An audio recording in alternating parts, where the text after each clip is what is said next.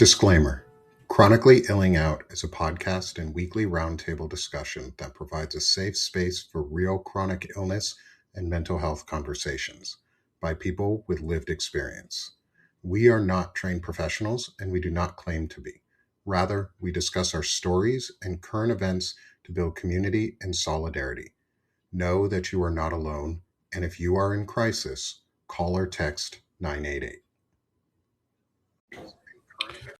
Good morning, everyone. Welcome. As you start coming on in, I'm going to pull up my live on my side so that I see you all on Substack as well. Hey, everyone. It's Chronically Illing Out. I'm Nick Perro, not your dad, joined by my good friend and co-host, Beth Cruz. Good morning, Beth. Good morning. How are you today? Good morning. And we are hopefully going to be joined by our friend, Doc Steph Wilson. Let me send her the link here so that Steph can get in with us. Steph will be here in a second. We're joined today by Paige Beauchemin. Is it Beauchemin? Beauchemin, yeah. I keep saying it slightly different each time. It's French, so technically it's 2 words and 3 syllables. Beauchemin, which means beautiful road. But is your family from Quebecois okay? Yeah. Our friend Soso in our other co-host Soso is in Quebecois and is from that area, and I have family from that area too, and so it's a very obviously very French Canadian sounding name. I mean, my territory in my district is literally where I live in Nashua, which is the border of Massachusetts, to Canada. Like, my district touches Canada. Oh, awesome. Nice. I had to ask, I had to make sure that, because we got that question, was it a Quebecois name this morning from our friend Soso? And I wanted to make sure that I actually confirmed or denied. My brother, tell her the story. My brother went to visit with his family because he just thought it'd be really cool to go where our family came from. And they were at a restaurant and their server's last name was Beauchemin. And it turns out he's one of our cousins. Oh, that's awesome. Isn't that cool? That's so cool. Small world. Yeah. Such a small world. So, Paige, I want to give you a moment here to introduce yourself to everybody. Because many of you may not know Paige. She is running for New Hampshire 02, Congressional District 2. And as our emotional support Canadians in the chat are saying, Paige, you are officially an honorary Canadian now. Welcome to the family. And so we have such a large crowd of Canadian supporters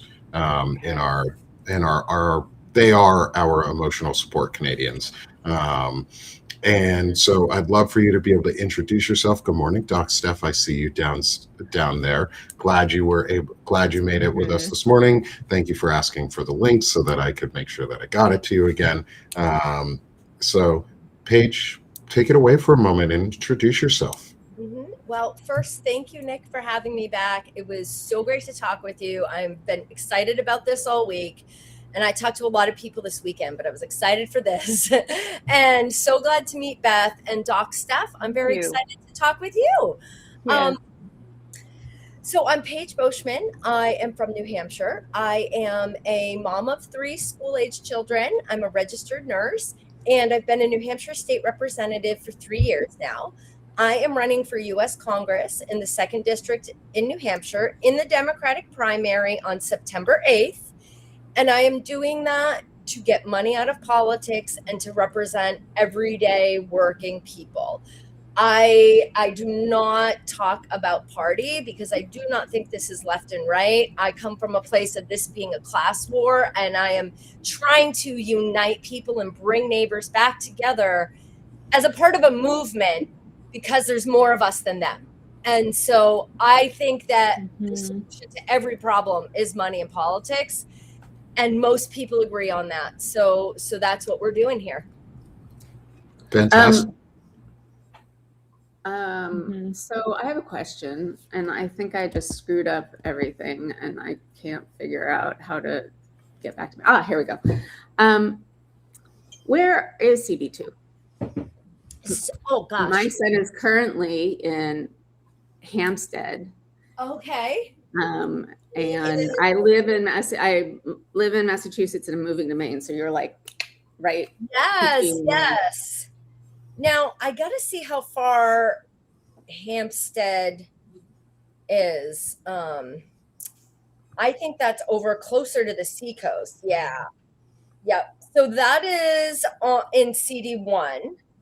And but here's what I tell everybody here. We are so close to each other, and instead of being divided like more by, just like a lot of gerrymandered areas, I'll show you, if I can show you here, if you guys can see. Do you see that yellow? That's my district. Oh, fun. Yeah, he's in the blue. He's like, that's flipped. Nick, can you flip her around? Oh, yeah, hold on. Just hold still right there. I'm going to mirror your camera just for a second. Yeah. There we go. So this is this. Yeah. That's where your son lives, right around there. Well, yeah, he's a camp counselor, but yes. Oh, that's where he is. I see. Cool. Yeah. So anyway, and that's what you can see. I go to Canada. That's the top. That's Canada.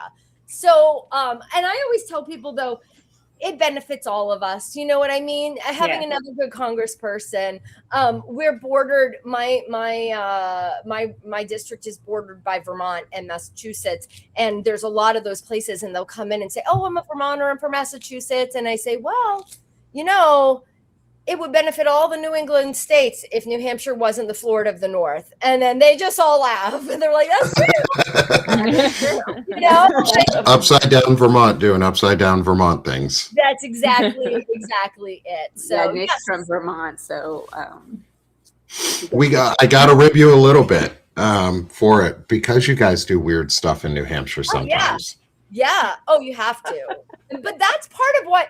We've gone into bad quirky with the Free Staters, but I love the quirkiness of New Hampshire. It's just something, I love it. But what camp is your son at? I actually prefer not to say on here, but it's in Hampstead.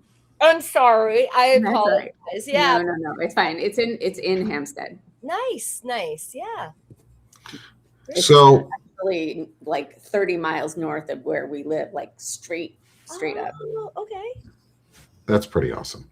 Yeah. Mm-hmm. And so today we've been, I asked Paige last week, I reached out to her about after the Olmstead memo came out. And I started reaching out to a bunch of people, and I knew, Paige, you were going to be one of the first people I ended up reaching out to about this, especially on the congressional campaign side and someone running for office, because you and another one of the candidates are both, and the other candidate, Erica Kopp out of Virginia, are both really, really close to the disability community.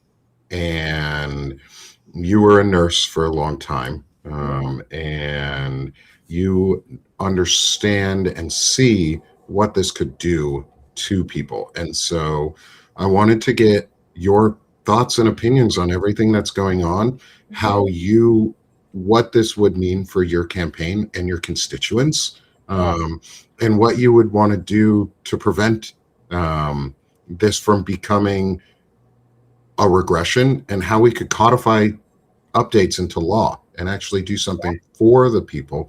And so for anyone who might not know, which if at this point you probably are either new with us or you haven't been watching as much recently, is we have been talking about the Olmstead decision here and the new DOJ memo that came out on the day before Juneteenth, so 2 Thursdays ago now, late at night, trying to sneak it in. And the Olmstead decision was a Supreme Court decision from 1999 that helped secure freedoms and rights for the disabled community and prevent forced institutionalization, to break down segregation and discrimination and allow us to have in-home care, to have a choice with our doctors or our caretakers on the course of our treatment and whether we could be in home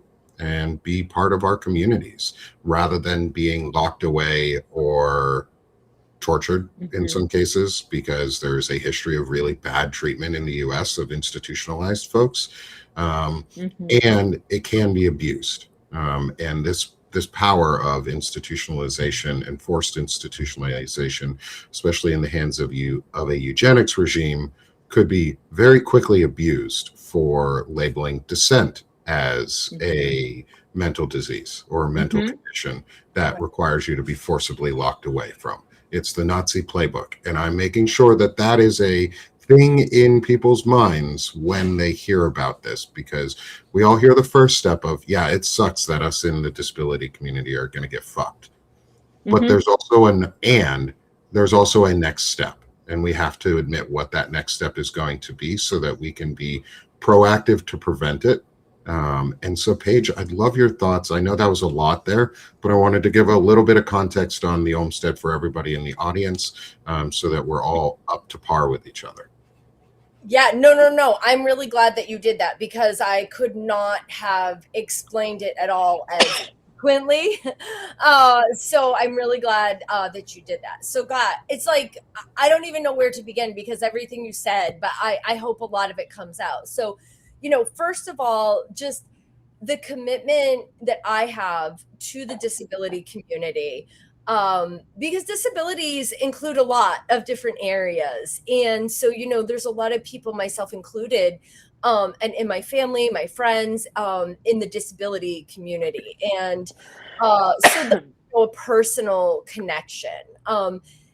As a nurse, it's clearly something that I've been closer to, that I have a little bit of insight into some of the more physical conditions. I'm a psych nurse, so I'm very familiar with a lot of the psychiatric ones.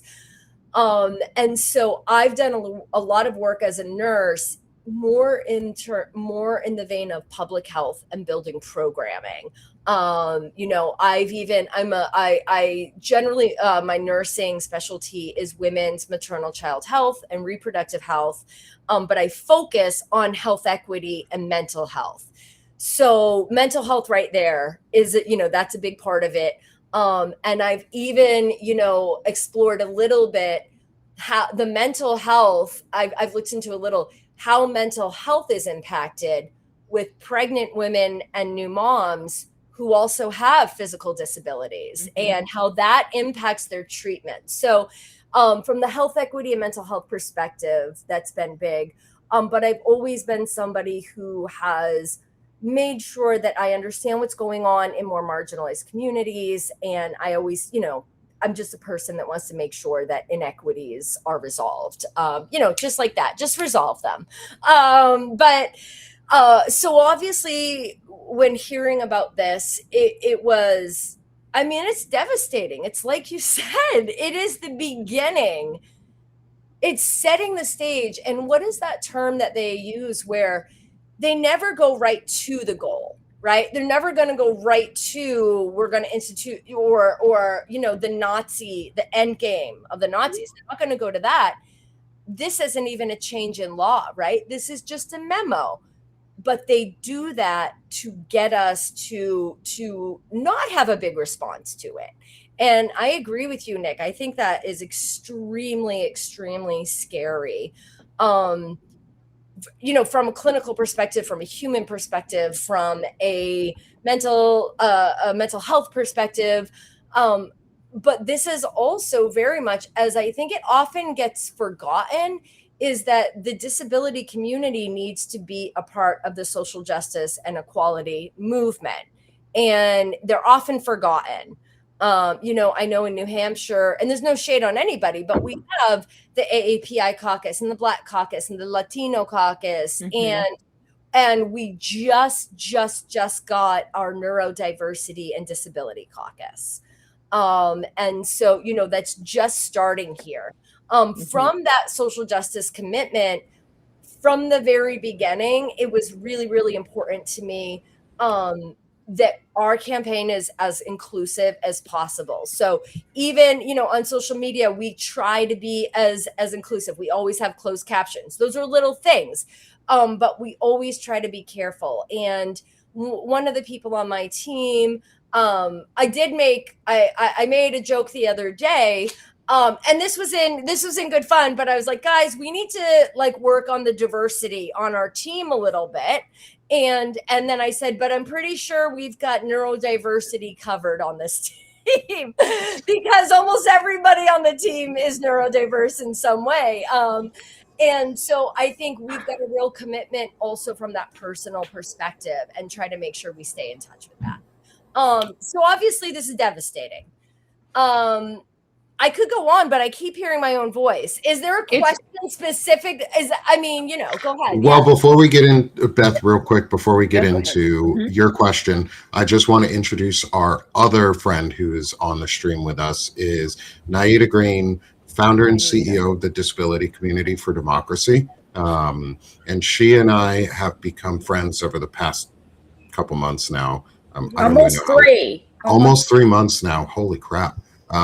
We've become really good friends, and we are leading the charge right now on Say No to Crip Crow.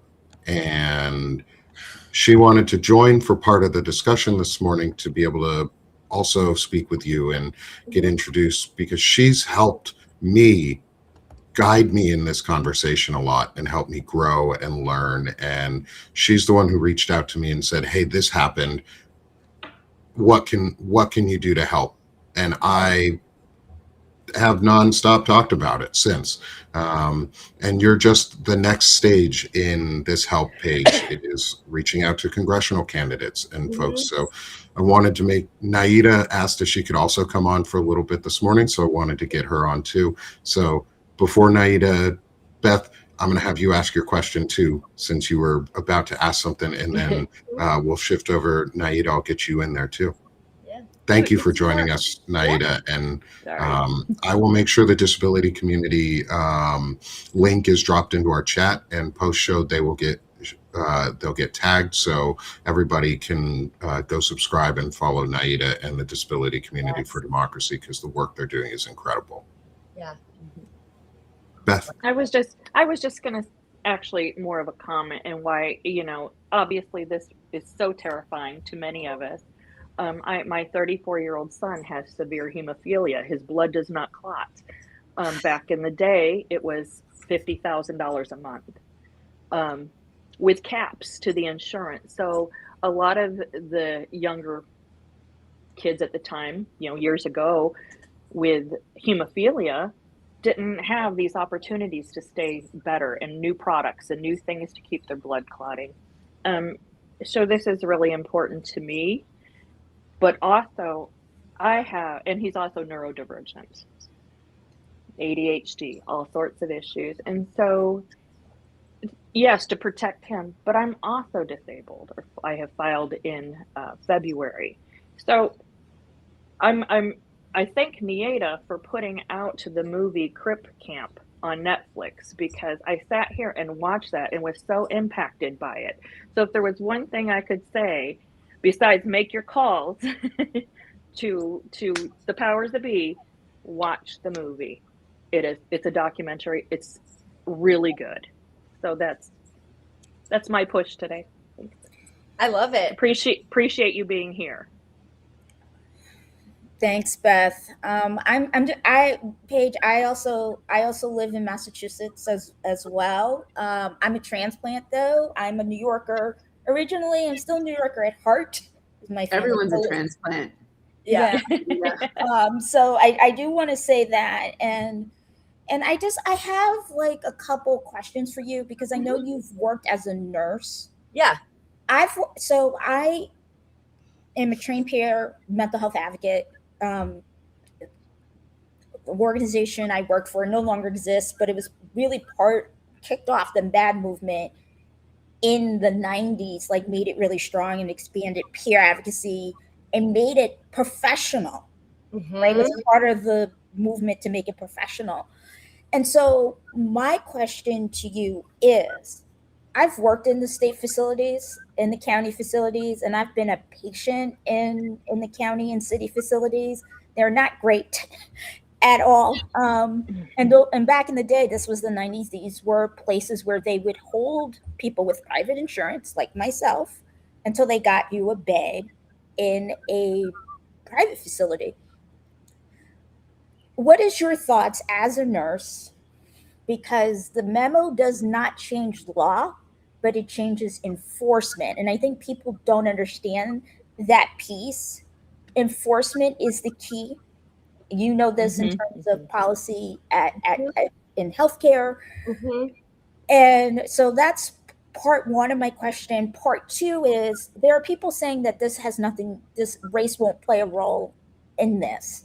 That what won't? Race and okay, yeah. Well, I say this all the time. I have two bridges between Cambridge, Mass, and Boston to sell you if you tell me that. And so only two. I mean, so my question to you is how do we explain to people in the disability rights movement that we have to open up the ADA for expansion?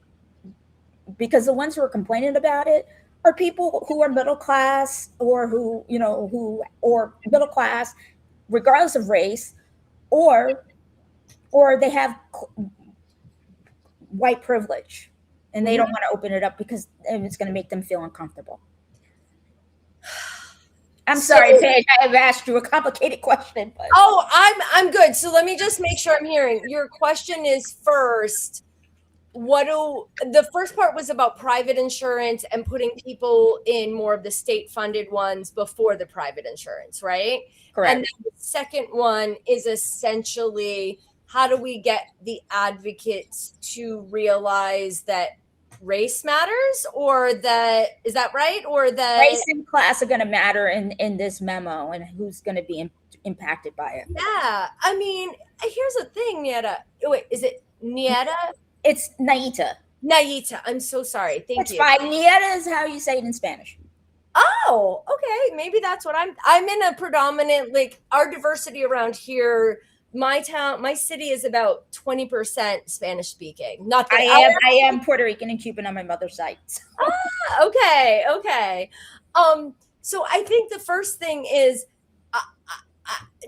it's not okay, right? I mean, you should not have subpar facilities based on your income level. And that is, for me, that's every area of healthcare, and disability should be included in that, right? I'm a single payer Medicare for all candidate, because that would fix that problem, right? Right there, if we can get to that. And the type of plan that, just on a very high level, that I would be advocating for is one that is more progressive or incremental. And so my thoughts are, we start with, of course, we're doing Medicare for all. And so we would kind of start with the Medicare program we have now, but we would want to improve it. Right? Get like hearing, dental, everything that we should have that people don't have. We need to fix that. But we roll it out slowly by lowering the age. We do kind of bottom and top, where we start with the youngest people and the oldest people and start adding in levels of ages, because that's how we can do it kind of slowly. But I would also include it in the earlier stages of that, would want our most vulnerable people, right? That if we're starting with older folks, we need to start with the disability community as a part of that as well, because there's some of the highest needs, right? I would put mental health and addiction communities in there as well. There are some communities we need to start with. And, I don't know any nurse that could sit here and say to you, like, yeah, that's a good idea. Let's give you the subpar facilities. It doesn't make sense. It's not okay. The second piece of this, I think, is I mean, gosh, again, it's a bigger problem. People do not understand the concept of intersectionality, right? And there's a lot of somebody, again, this isn't me. I'm like, this is somebody with a disability who said this, that it was at Pride. And they were like, it's like having a disability event as well, because they said there's such a crossover with the Pride folks who are in that community and disability, right?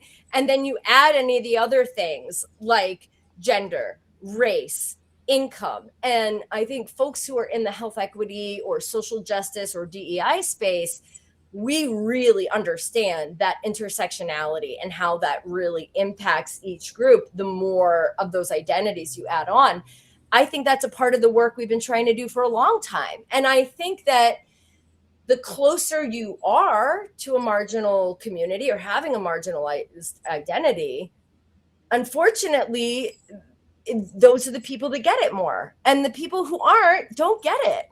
And I think that's the problem across the board. I mean, that is the biggest problem we have right now, is people who have more privilege in whatever way they do, who apparently need to be taught empathy. I don't understand the situation where you can't understand how someone else suffers until you suffer it, that you don't believe it happens, that it doesn't exist. You know, that is foolish. That's an undeveloped brain. I mean, that sounds like a teenager saying that, right? Like, teenagers are self-centered. I get it. They don't always get it, but sometimes they're more empathetic than some of these folks. So I think that, you know, that is something that is super, super important to me. In my reproductive health work that I've done, I've worked more in the midwifery model and in more of the more inclusive models. I was a health equity director in a program. And so I've been working on like Black maternal health and gender affirming care since like 2010. But it's easy to forget that not everybody does. Like, you started asking and I'm like, well, don't we all know that? And then no, unfortunately we don't, because so I'm going to just disclose, because most of the audience does. I have multiple disabilities, and mental health is one of them. Mental health, and then I have physical disabilities, visible and invisible ones. And so I come to this work, and I also, you know, I've been disabled my whole life. So I, you know, was in special education, mainstream. This has been like, this is the identity. You know, people would think, oh, color, skin, or ethnicity, or sexual orientation. No, the disability identity is the one that is still the most acceptable to be ableist. Yes. And practice eugenics around. And I'm going to remind people, all of that is white supremacy. And if you're being quiet and you're not, like, and I'm going to say this, and Nick might disagree with me on this, but if you're not writing an article at this point or hosting a live stream and bringing people on who are going to be disproportionately impacted by this in the disability community, so I'm going to list the groups, and then I'm going to ask you another question. People who rely on home care and personal care assistance. Yep. Most of those people are not from this country. They just overturned TPS. People need to wake up that some of you who subscribe to superiority based on race, those people who are Black and brown, who are immigrants or first generation or even second generation born in this country, are the ones that wipe your behind. So I just, and those people are actually legal here. So this decision, this memo, coupled with TPS decision, coupled with the reason why this memo came out, is the executive order that came up around homelessness and substance abuse disorder, criminalizing both of them. People need to wake up, because our country, because Nick talks about the Nazis, this country has done, you know, this before. We have psychosis, protest psychosis as a term in this country for a reason. We've done stuff like this before. This is us. This is us. So my question is, would you support expanding the Americans with Disabilities Act Yeah, absolutely. And I agree with you. I think I had mentioned that there are groups with less privilege that are talked about a lot more. And I absolutely recognize and see all the time that it's like you list a couple of communities and maybe someone will list neurodiversity and disability, right? That the folks who are doing so much of this work, like you said, still have done no work about their ableism. I think I think that you're absolutely correct. And I think it's another area. I would also say, and this overlaps, I think that we also do not recognize our prejudice and oppression of low income people. And there's a lot of crossover there. But I think that that's also an area that I hear a lot. Oh, well, it's not so and so's fault that they have money, right?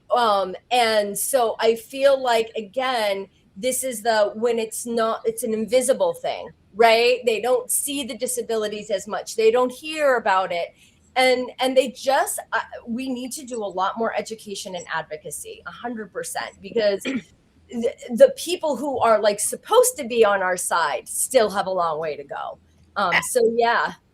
And I wouldn't disagree with you, Nieta, on any of what you said. The confronting our ableism in this space is super important. And then acknowledging that maybe we have done that, maybe, or that we have done it in the past and we need to fix it. And we need to take responsibility and accountability for our actions. Don't put them on to other people. It's this whole intelligent masculinity, better humaning thing that I talk about, is you have to take responsibility, accountability for your own actions, and then you need to live with the consequences of those actions and values. And are we willing to live with the consequence of ignoring our own ableism, which will lead to suffering? Are we willing to ignore it? Are we willing to live with these ableist ideas in our own minds and allow suffering to happen because we don't want to ask uncomfortable questions? And they're really not that uncomfortable once you get past the surface layer, because I didn't write the damn laws. I didn't put this system into place. We didn't do that. Many of us didn't participate in putting the system into place. And yeah, Nieta, it is way older than Nazis. We use Nazis, and I still use them, even though I say I'm going to try and stop using them because they're such a visible example, but it's older than Nazism. America has done this before the Nazis were even around. And we have to deconstruct our system and our ableism and revisit our resistance history of the United States, which is a plug for Tad Stormer's new book. If you don't have it, you should definitely go get a copy yourself, because I got to see Tad Stormer this weekend and Karen Nieta this weekend, and I talked with them about this too, and the use and like how this fits in with the resistance history in the US. Mm-hmm. This is our moment. And we either. Why is it always, and Nick, I hope I've talked to you about this. Yeah. Why is it always you as a Jewish person, me as a Black American and Latina, who that always are having to fix this trash? Like, none of the other larger disability organizations give letters and statements. That is it. They're not doing a damn thing. And I'm sick of it. They have way more resources. They could be doing more, and they're not. But why does it always fall on us? We're the most marginalized. Why does it have to be us? Yeah. I don't know. Because we're marginalized together, and we're easy to blame, I think, in a lot of ways. Like, I talked about it a little bit this weekend too, and I'm going to talk about it more because it's something that we need to also reevaluate in ourselves. Is if the only genocidal actions that you care about in the world are what the Jewish people are doing out of Israel, then you're probably anti-Semitic, and you need to reevaluate your ableism on how you view genocide. because other nations all around the world are doing Like the in same thing. Sudan. Like They in can't be Sudan, like in Laos, the Chinese with the Uyghurs. Exactly. There are populations around the world where it's happening all over. We just hyper focus on Jewish people and Black people to provide easy scapegoats. 100%. And we erase those who participate in the activism to paint everybody else in this negative light. Because the history of activism in the US, a lot of it is Black people and Jewish people coming together. And Latinos. And Latino communities coming together. Those three groups coming together and saying, no more.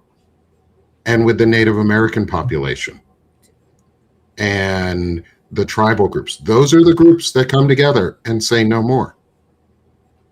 And maybe Paige, in your area too, if you could talk about how like this is impacting your constituents and what you can see being done on a broader scale for New Hampshire, because you're the state of live free or die. And this is one of those live free things that I think captures the heart of New Hampshire's motto is, do you want to live free or die under an oppressive thumb of forced institutionalization? And how do you run with that and do that in your state? How do you talk to your constituents? Or how are you planning to talk more about this with your constituents to help garner support where it's lacking right now? Yeah. Well, oh my gosh, so many things. So Nashua, where I live, is the second largest city in the state. My ward specifically is the lowest income in the city, and the second highest Spanish speaking ward in the state.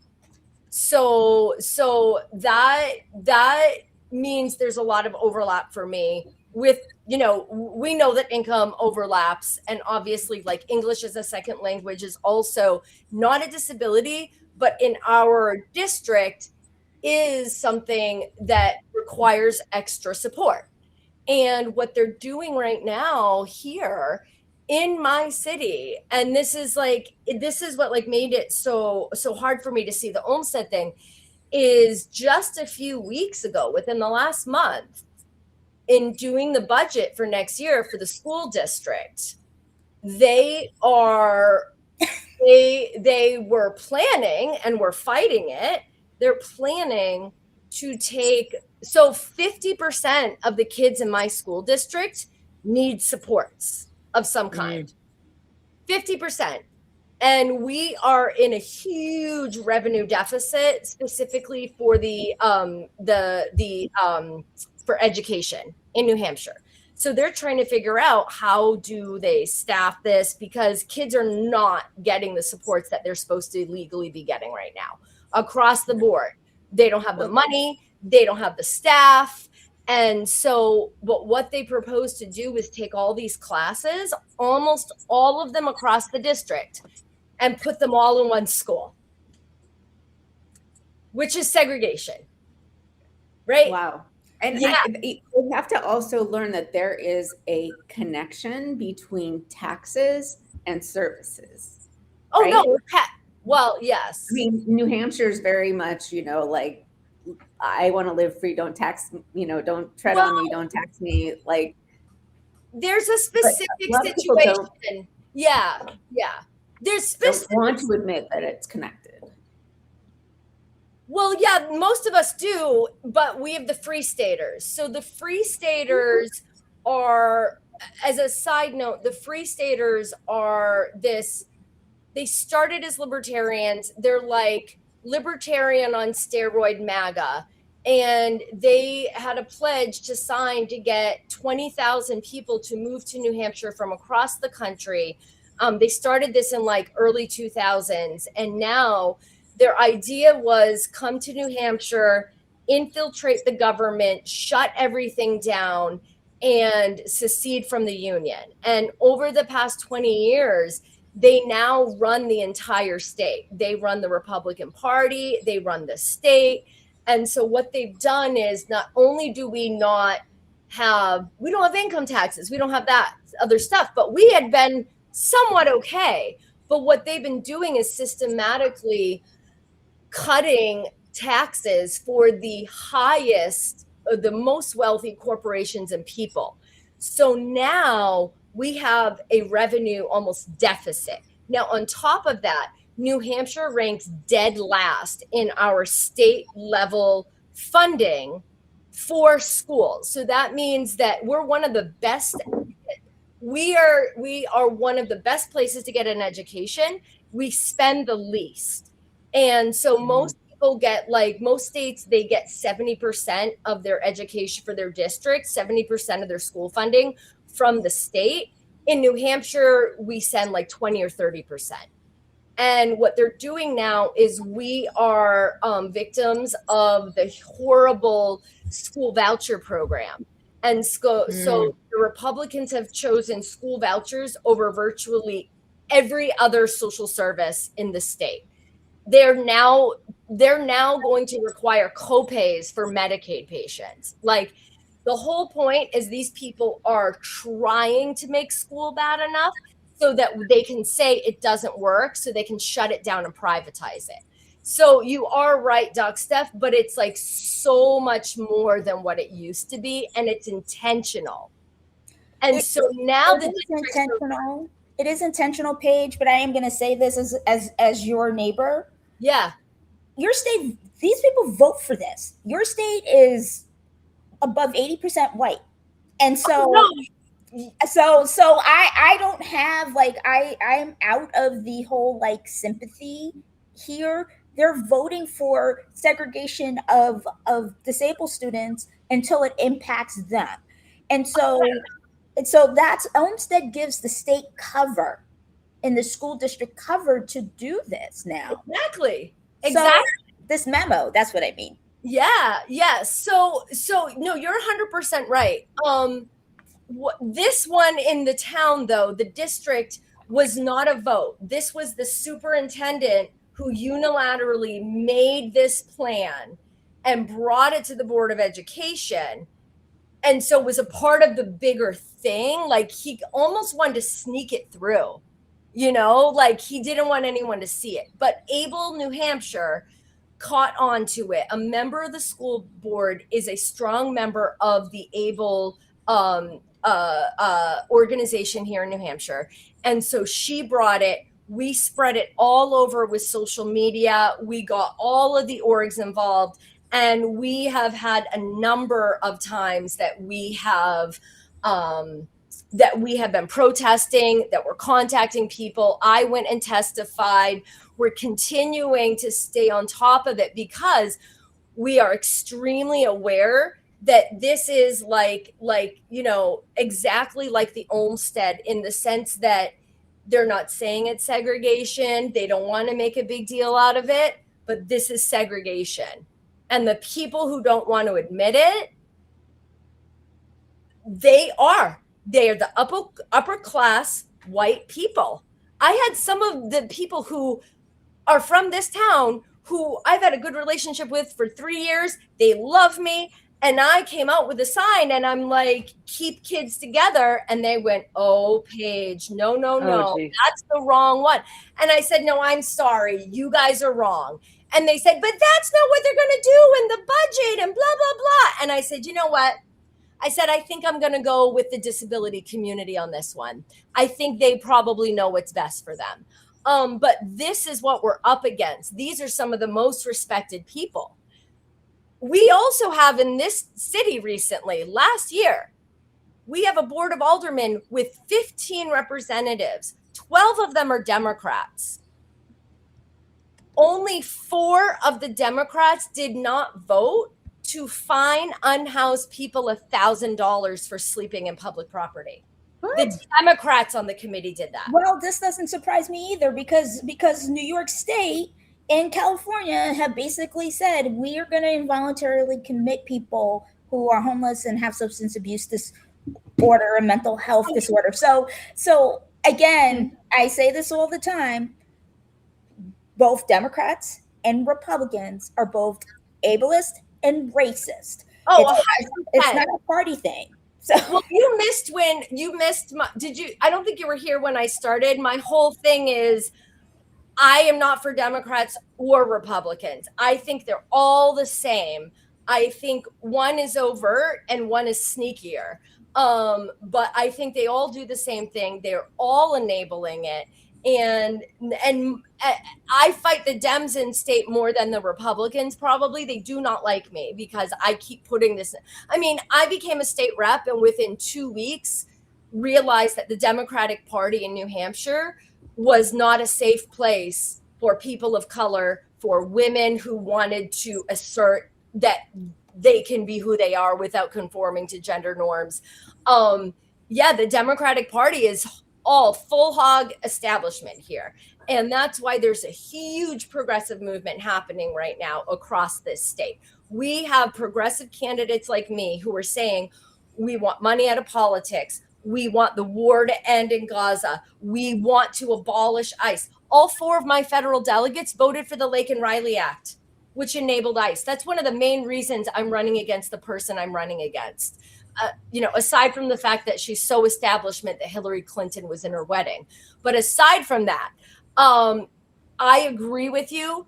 And that's why I want to move on from the 2-party system. You can tell I get passionate. I'm like, you're right, the Dems are awful. What are you doing to talk to, say, the upper middle class or rich or affluent or privileged, might be the easiest way to say it, privileged white folk who don't see this as an issue that touches them, even though it really does.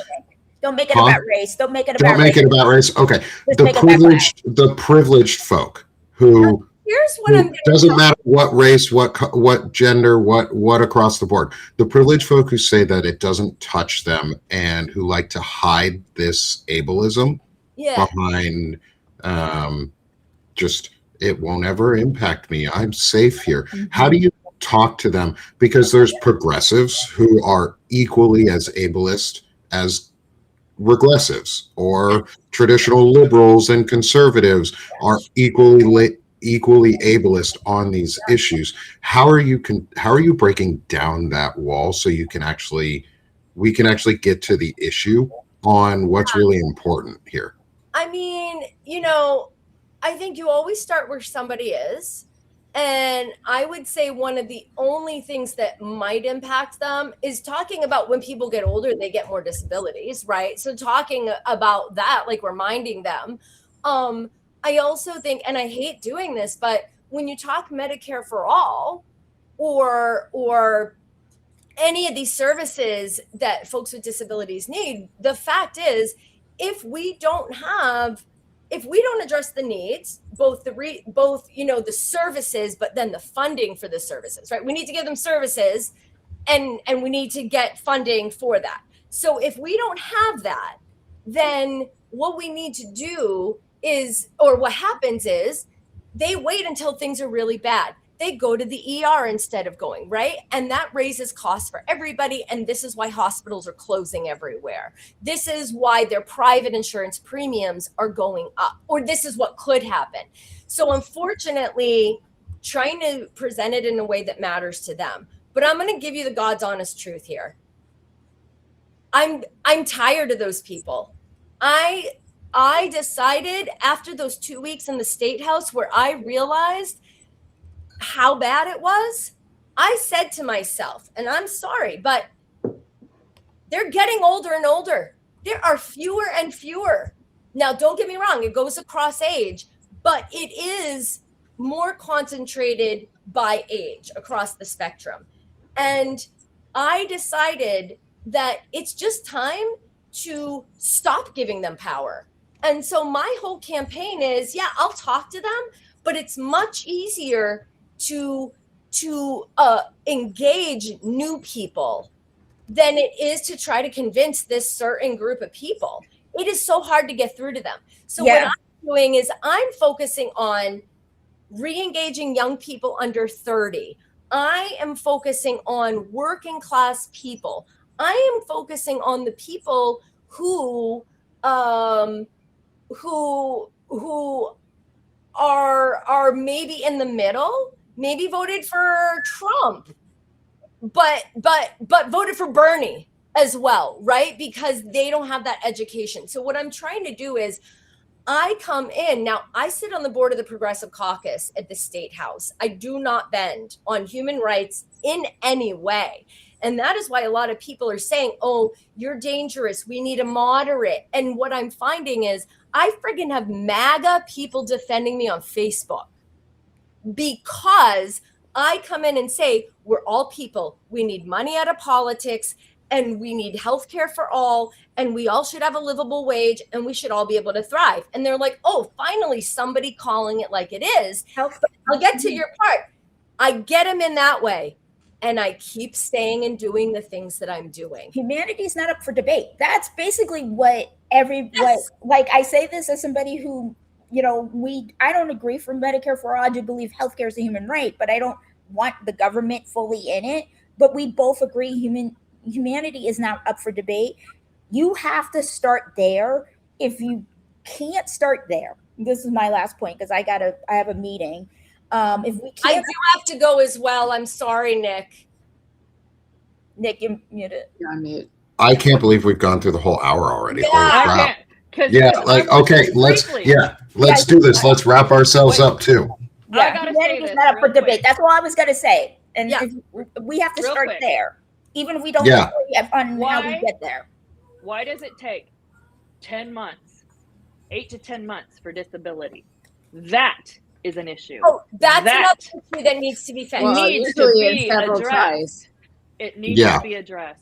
Yeah. Okay. Let's do this. We're gonna skip the meditation for just a moment. We will come back to a meditation once Paige and Nieta have been able to give their final pitches here, because I want both of them to be able to promote themselves and the work that they're doing and the run for office that Paige, you are doing. So I'm gonna give both of you here a quick minute. Paige, I'll let you go first real quick. And then Nieta, I'll let you go right after. I'm gonna zoom you in on the screen, Paige. So take it away and promote yourself in the work and the campaign that you're running and what you're doing. Great. Nieta, if this gives you any sense of how I respond to those people, that's pretty much the look I give them.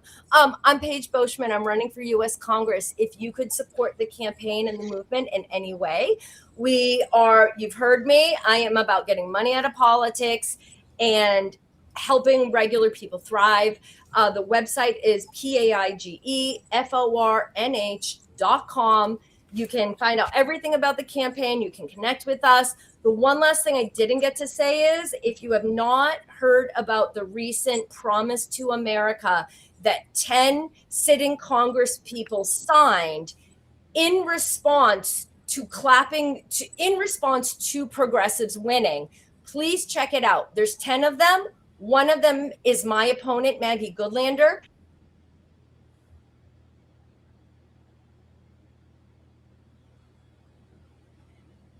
I am the only candidate nationally who are doing this. So please help us.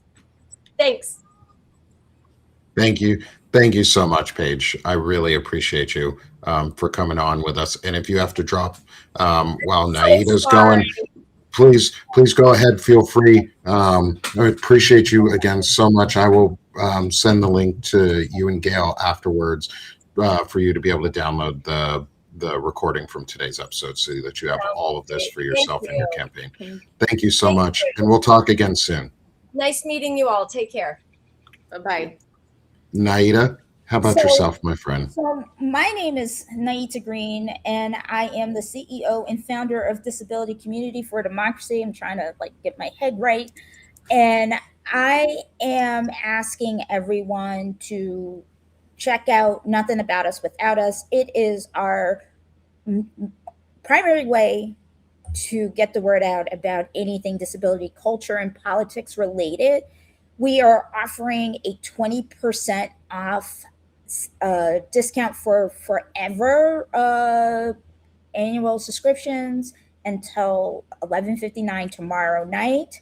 So please subscribe. The last thing I will say is that Nick and I really need you to call and email every single day your member of the House and Senate about the Olmstead memo, because this memo is giving state, county, and local governments now cover to segregate people with disabilities and not to invest. They can say, we don't have the money, so we don't have to do anything, and people will die.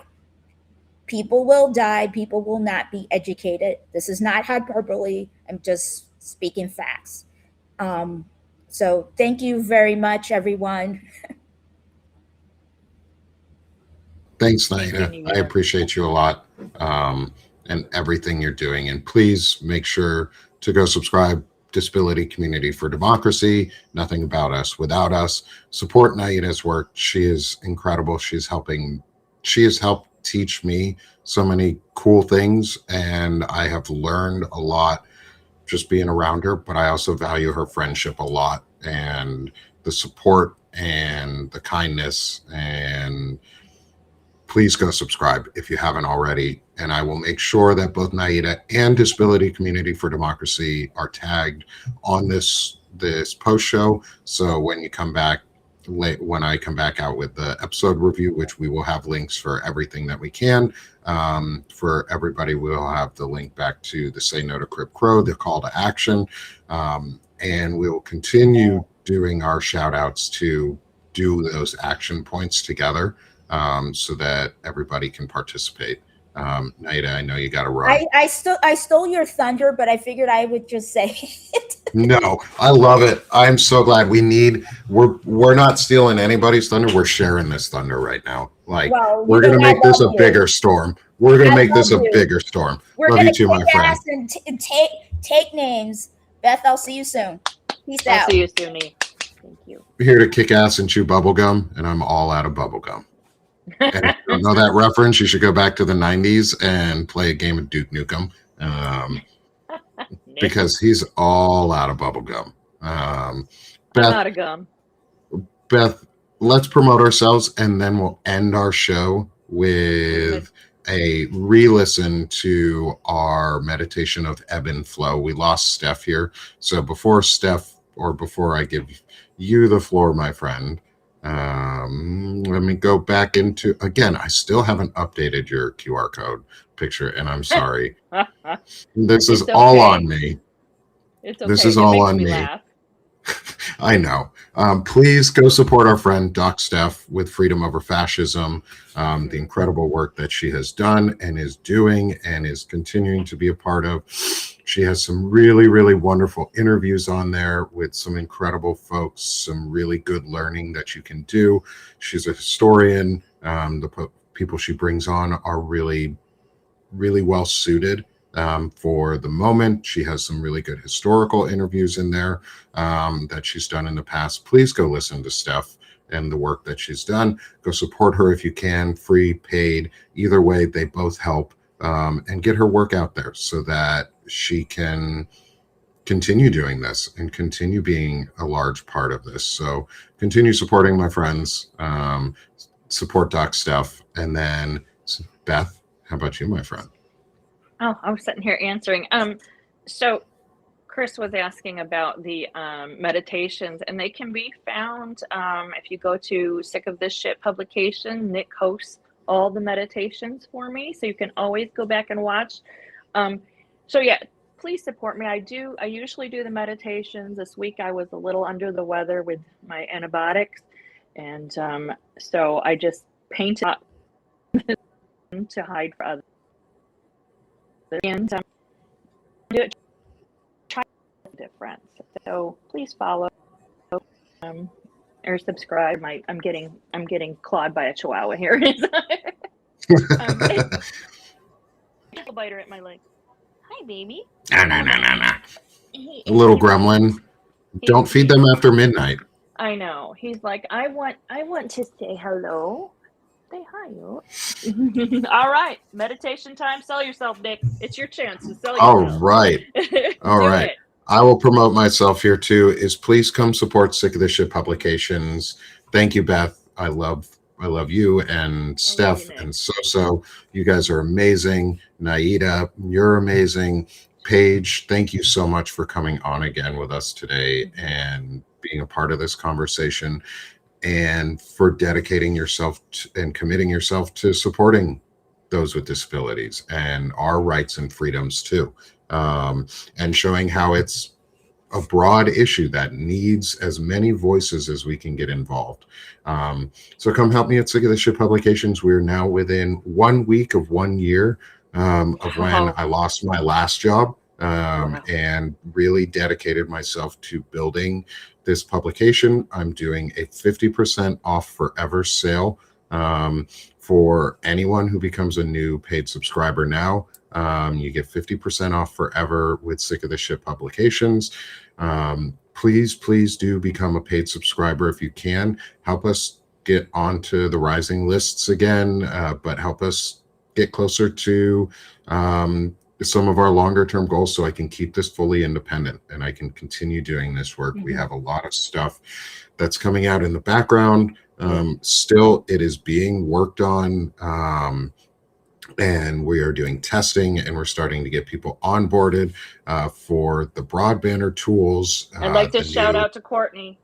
Love you. Big shout out to Courtney. And I'm working on adding in a page right now for the broadbander, the new website, which is going to be a sign up location and a call to action location for this specific call to action of say no to Crip Crow. There's going to be a whole new page that's going to come out. I will link it in our post show notes because I should have it available here soon after this episode is done. I've been trying to work on it in the background too. Is we're going to have a new page dedicated so that you can sign up to be on the list of those who are signed up. I am putting this disclaimer out there, is if you sign up to be involved with, say, the Crip Crow calling and sign up, we would like to be able to share some small pieces of data with other groups such as Courage for Democracy so that we can coordinate better with them and folks like Disability Community for Democracy so that we can coordinate better with them and not duplicate our efforts, but have the broadest coalition possible, because this impacts all of us. This impacts every single one of us. This impacts, this is not going to go away unless we make it. And so, and we have to make it. And we have to make it. And we have to make it. There's no other choice. It's either they're going to silence us or we get through this. And I am not going to be silenced because I know what happens when they silence us. And you need to bring this up with your families at home too. You need to bring this up with the people that you know, because most people still have not heard about this. I brought this up with my family this weekend, yesterday, when I saw them with my in-laws and my extended family. And you know what? Everybody was pissed off when I said it, but not at me. They weren't pissed at me for saying it. They were pissed that it's happening. Even if they didn't know what was going on at first, I said those words and I started talking about it in relation. And yes, there'll be a link to the memo in the post show notes, so that I don't have it off the top of my head. Thank you for asking, but I will include a link in the memo, link to all of the work that we're doing with the scripts for phone and email and fax templates so that you can call and email your representative and senators. Do that every day. It's 3 calls. It takes 5 minutes. It's not very hard to do. And you have to share it and you have to talk about it. And you have to make it in terms that people understand. And one of those easy ways is if you have someone in your family who would be considered severely disabled or even somewhat disabled and would be impacted, you need to talk about it in terms of that person in your fucking family. Because other people in your family will go, oh shit.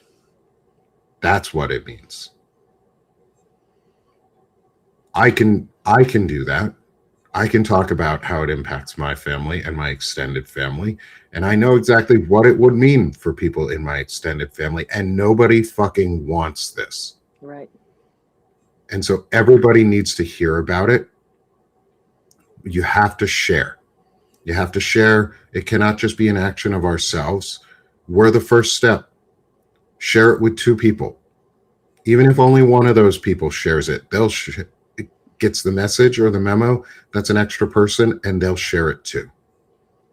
And it will grow. It will exponentially grow, and we will continue to coordinate on this. And so the webpage that's going to be coming out, I will make sure to link it into the show notes so everybody can easily sign up if they want to. And please provide some of the information that's needed so that we can get good demographics on where in the country and which districts are really putting pressure on folks. That's really what we want to see is, where are you from, so that we can better coordinate and know which offices are being targeted the most, which offices are receiving the most calls, who is willing to help support from where, so that we can grow this coalition, because you're not alone. And the more you talk about it, the more you'll realize you are less alone than you think. And so please come support me at Sick of This Shit Publications. If you want, that would be really appreciated. Free or paid. Paid really helps, but free also really helps. Like, share, and subscribe. And then this is the link, this QR code that's on the screen. Again, I will also have the script link on this in our post show, but this is the call to action. Say no to Crip Crow. This has the script, the email template in it, and fax template. It also has a link to Fax Zero, which allows you to freely fax your representative or senator if they are on the list of accepting faxes. Please scan the QR code or wait till the show notes come out. It's also pinned on the top of my publication, sickofthis.substack.com. It's the Say No to Crip Crow call to action. It will be pinned there in perpetuity at this point until something changes or something more important happens. And I don't think there's much more important that can happen right now outside of our rights being stolen out from underneath of us. And so please, please, please come support us. Come help by calling, doing the action. This is your call to action right now to do it. Take 5 minutes out of your day and call. The phone numbers are linked. You can either call the switchboard or find their offices. We have links in this article that go all back for everybody to be able to do this. So please take a couple minutes and do it. Support our rights and freedoms and your rights and freedoms. Beth, anything before we go to our meditation? No, just appreciate everyone. Sorry it's a repeat, but it's a good one. Enjoy. Thank you. Thank you all. We're going to do this, like Beth said, this is a bit of a repeat. This is the ebb and flow meditation, but you know what? Repeats are fun. Repeats are okay. We love having a good repeat here. And we need everybody to take a moment and take a breather with us, because that's what this is about. So come ebb and flow a little bit, relax, watch the beautiful photography, listen to Beth's calming voice and the sound of the waves. And then you'll see us for a second on this side once the episode ends, or maybe just me if Beth drops off. I don't know. You'll see us here at the end again one last time. And we'll just close out the show then. But everybody, please enjoy 3 minutes of ebbing and flowing with a beautiful meditation this morning. Welcome to our ebb and flow meditation. Join me by taking a deep breath in through your nose and slowly exhale out through your mouth. Take another deep breath in and slowly exhale out. One more deep breath in and slowly exhale out. I invite you to take a virtual walk on a sandy beach Imagine your feet in the soft sand and feeling the warm sun on your skin. As you walk, the rhythmic ebb and flow of the tide give two quiet gifts: calm as the waves caress the shoreline, and release as the tide goes out. Relax further with every gentle wave that comes in, and release any stress, worry, or tension as the tide flows out. Nature has a way of quieting the noise, easing anxiety, restoring clarity, and offering the beauty we sometimes forget to look for. Beauty is always in reach. Whether you find colorful shells on the beach, smell the salty, fresh air, or perhaps you hear the seagulls calling into the wind. The beach is a delight for our senses. Even the marine life appears on the shores in assorted colors, shapes, and sizes. It is a perfect retreat for calming the mind and soothing the soul. Take one more deep breath in and slowly exhale out. As you enjoy this remaining moment of pause, you may take this walk again at any time you need a moment of stillness.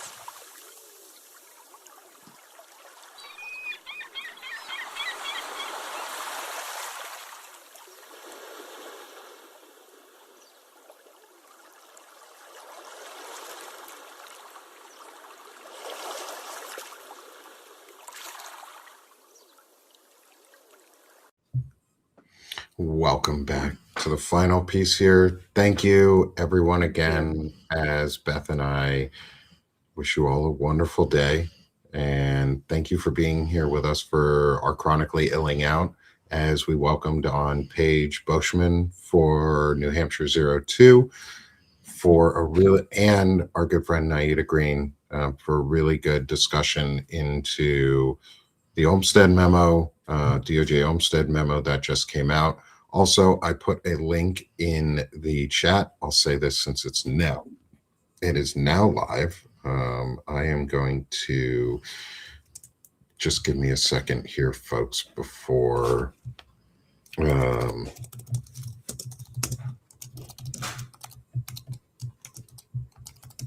give me 1 second. I'm going to put up a different QR code. There's no image for this one at just the moment, but I'm going to replace, actually,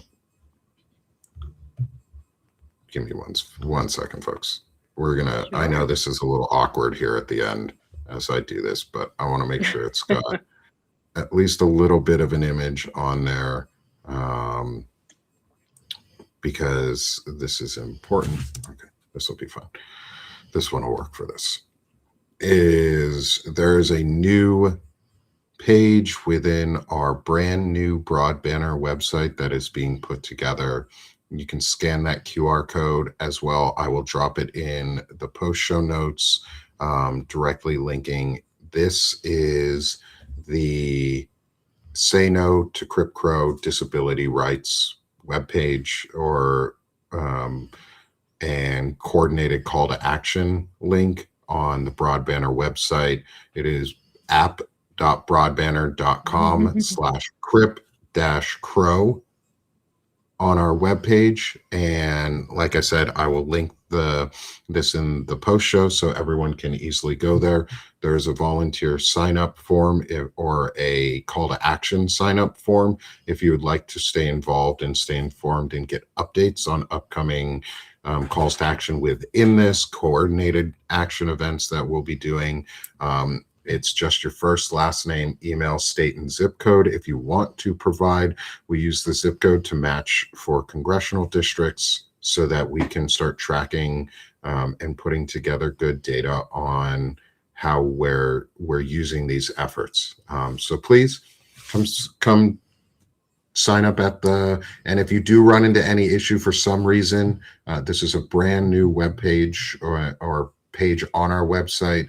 So if there's any issues when you try and submit the form or anything like that, please message me. You guys can DM me on Substack. I take DMs from anyone. Please message if you need to. Oh, thanks. My mom. Oh, I've got Crip Crop. I screwed up on writing it. That was my bad. Sorry, y'all. Say no to Crip Crow. Thank you, Mom, for messaging me and noticing that. So say no to Crip Crow, and make sure that you go to that site, get our updates, and the ready-to-use scripts and templates are right there. Are right there in the middle of the site. The phone script and the email fax template. And when you do both, make sure you say why it's important too. Why is it important that we don't do this? Why is it important that we do codify disability rights? Why is it important? And if you have a personal story or relevant facts for your email and fax, add them, because that makes it mean something. Tell your story. Your senator and representative. Tell your story, tell what needs to be told, and then keep doing it. This is not a one-time thing. This is a rolling call to action. So thanks, everyone. Say no to Crip Crow with us. Come join us. Come become supporters of all the work that we're doing. Help us get this message out there so more people can be involved, and so that our rights and freedoms don't get just pulled out from under us. Mm-hmm. They've been fought hard for over generations in this country. Do not allow them to end now, because we're done being sick of this shit here. And so now we're doing this shit. Go have a great day, everyone. We'll talk to you again next week for another Chronically Illing Out. Thanks, y'all. Take care.